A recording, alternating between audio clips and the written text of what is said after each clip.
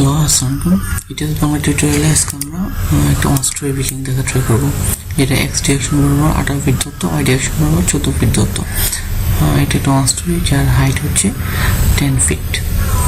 আমরা তাহলে এইটুকু ডিফাইন করি।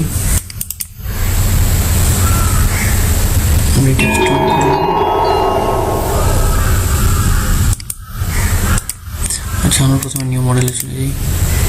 নিউ মডেলে এক্স ডিরেকশন বরাবর 2টি লাইন, ওয়াই ডিরেকশন বরাবর 2টি লাইন। এটা দূরত্ব হচ্ছে 18 ফিট, আর এটা হচ্ছে 14 ফিট। এটা হচ্ছে ওয়ান স্টোরি, এটা হচ্ছে 10 ফিট। রিটার্ন দিয়ে দিই। ওকে, এখন আমরা কিছু কলাম ডিফাইন করি। নেম সেকশনস,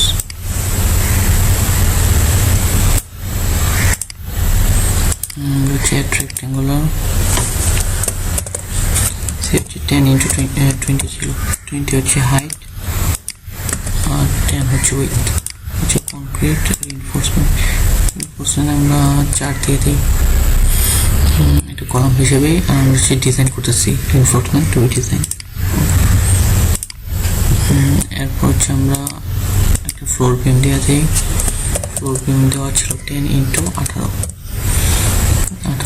এটা হচ্ছে কংক্রিট রিইনফোর্সমেন্ট, এটা হচ্ছে বিম হিসেবে থাকবে। আর কভার আমরা 2 দিয়ে দিই। ওকে, এখন আমরা ডিফাইন করবো স্ল্যাব। ডিফাইন করে নিই। স্ল্যাব দেওয়া নাই, আমরা এটা 6 ধরে নিই। 6 কংক্রিট, এটা হচ্ছে 6। এখন হচ্ছে আমরা যে কলামটা আঁকবো এটার উপর স্ল্যাবে চলে আসলাম। প্ল্যানে আমরা এই কমান্ড দিয়ে কলাম আঁকবো।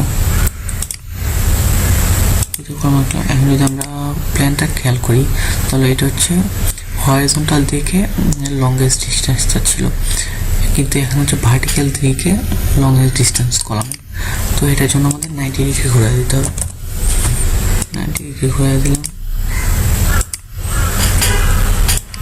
ওকে, আমাদের কলাম আঁকা শেষ। এখন আমরা বিম আঁকবো। বিমের জন্য হচ্ছে এফবি। এখন শুধু লাইনগুলো যোগ করে দিলেই হবে।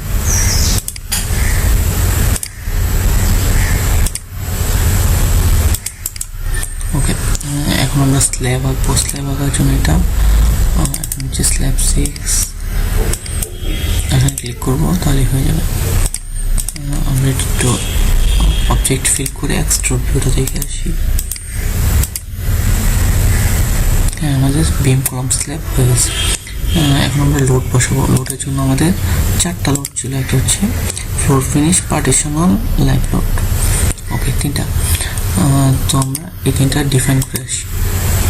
লোড কেসেস, এখানে পার্টিশন ওয়াল দিয়ে একটা, এটা হচ্ছে সুপার ডেট হিসেবে থাকবে। আর একটা হচ্ছে ফ্লোর ফিনিশ, এটাও সুপার ডেট হিসেবে। এখন আমরা স্ল্যাবটা সিলেক্ট করে অ্যাসাইন করে দিই। Shell and area loads uniform. যে লাইভ লোড ছিল হচ্ছে 40 PSF, তাহলে পাউন্ড ফিটে চলে যায়। এটা হচ্ছে 40। এটা আমরা পাউন্ড ফিটে যাই, তাহলে দেখতে পাবো 40 লেখা। আচ্ছা, এখন সিলেক্ট করে shell and area loads uniform হচ্ছে পার্টিশনাল 80। ওকে, একটা দিয়ে আমরা assign shell area loads uniform floor finish হচ্ছে 35। এখন আমরা চাইলে ডিসপ্লেতে দেখতে পারি আমরা কি লোড দিচ্ছি। shell area load হচ্ছে পার্টিশন কত দিচ্ছি আমরা যদি দেখতে চাই। পার্টিশন আমরা এরিয়া দিচ্ছি। আচ্ছা, এখন আমরা মেশ করবো। মেশ করার জন্য স্ল্যাব এরিয়া সিলেক্ট করলাম, edit mesh areas, horizontal distance 18, vertical distance 14। ওকে, আনডিফর্ম শেপে গেলে আমরা দেখতে পারবো 1 by 1 অনেকগুলো স্কোয়ার হয়ে গেছে। এখন আমরা বেসে চলে যাই। বেসে গিয়ে আমরা সাপোর্টগুলো সিলেক্ট করব।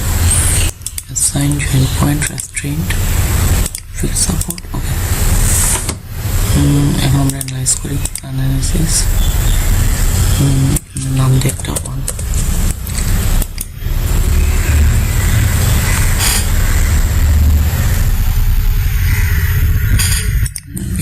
আনডিফর্ম শেপে নিয়ে যাই, এক্সট্রুড ভিউটা অফ করে দিই। হচ্ছে এই কলামটাতে বেন্ডিং মোমেন্ট ডায়াগ্রাম দেব বিভিন্ন কন্ডিশনে। তো আমরা এটা এলিভেশনে নিয়ে যাই। আমরা এই পাশে আছে, আমরা ওই পাশে যেতে চাই, এই জন্য এখানে দিলাম। এই কলামটাতে আমরা বেন্ডিং মোমেন্ট দেখব। তো এর জন্য আমরা ফ্রেম পেয়ার ডেড লোডের জন্য দেখতে চাই মোমেন্ট 33, ডায়াগ্রামের মান দেখতে চাই। এটা হচ্ছে 33.63 আসছে। এখন আমরা আরও কিছু কন্ডিশন অ্যাপ্লাই করবো, এরপর দেখবো এই মানগুলো চেঞ্জ হয় কিনা। আমরা প্রথম যেটা ট্রাই করবো সেটা হচ্ছে এখানে কলামগুলো হচ্ছে বিমের সাথে ফ্লাশ করা আছে, আমরা এটা প্রথমে করবো। এটা করার জন্য হচ্ছে এখানে দেখা যাক যে কলাম সাইজ হচ্ছে 1020 আর বিম হচ্ছে 10। তো সেন্টার থেকে কলামের টপের দূরত্ব হচ্ছে 10 আর বিমের কলাম সেন্টার থেকে টপের দূরত্ব হচ্ছে 5। তো বাকি আমাদের 5 ডিস্টেন্স, কলামটাকে যদি আমরা 5 ডিস্টেন্স নিচে নামাতে পারি তাহলে কিন্তু আমাদের ফ্লাশ হয়ে যাবে। এটা করার জন্য আমাদের প্রথমে হচ্ছে আনলক করতে হবে। এরপর আমরা কলামটা সিলেক্ট করবো, assign frame and line insertion point. আমরা গ্লোবাল কোঅর্ডিনেট সিস্টেমে চলে যাবো, 5-5 করে দেব, পাশ নিচে যাবে। আর এখন হচ্ছে আমরা ফ্রেম স্টিফনেসকে ট্রান্সফর্ম করতে চাইতেছি না, কারণে ওকে দিয়ে দিলাম। এখন আমরা অ্যানালাইজ করে দেখি কি হয়।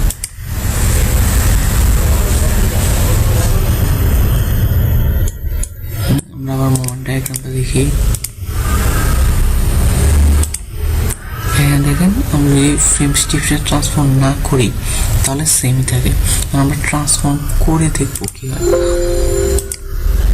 আবার সিলেক্ট করলাম, assign frame line insertion point, এখন হচ্ছে এটা টিক চিহ্নটা উঠাই দেবো। ওকে, এখন আমরা অ্যানালাইজ করি আবার।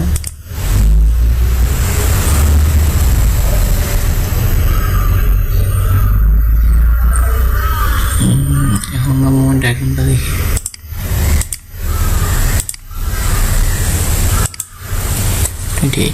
তো আমরা যদি ট্রান্সফর্ম করি তাহলে হচ্ছে মোমেন্ট ডায়াগ্রাম চেঞ্জ হয়ে যায়। ফ্ল্যাশ করার ফলে মোমেন্ট ডায়াগ্রাম চেঞ্জ হয় না, কিন্তু ফ্রেম স্টিফনেস ট্রান্সফর্ম করলে ডায়াগ্রাম চেঞ্জ হয়। আচ্ছা, আমরা লাস্টটা একটা দেখি, এটা আনলক করে দিই। এটা ফ্রেম কলামটা সিলেক্ট করে অ্যাসাইন করে ফ্রেম লাইনে চলে যায়, ইনসার্শন পয়েন্ট। এখন হচ্ছে আমরা এটা চেঞ্জ করে দিই -10 করে। এখানে যদি আমরা টিক চিহ্নটা দেওয়া দিই তাহলে আগের মতো 33 পয়েন্ট সামথিং চলে যাবে, কিন্তু যদি এটা না করি তাহলে মোমেন্ট ডায়াগ্রামটা চেঞ্জ হবে। আমরা না করে দিই, আবার রান অ্যাসিস দিই।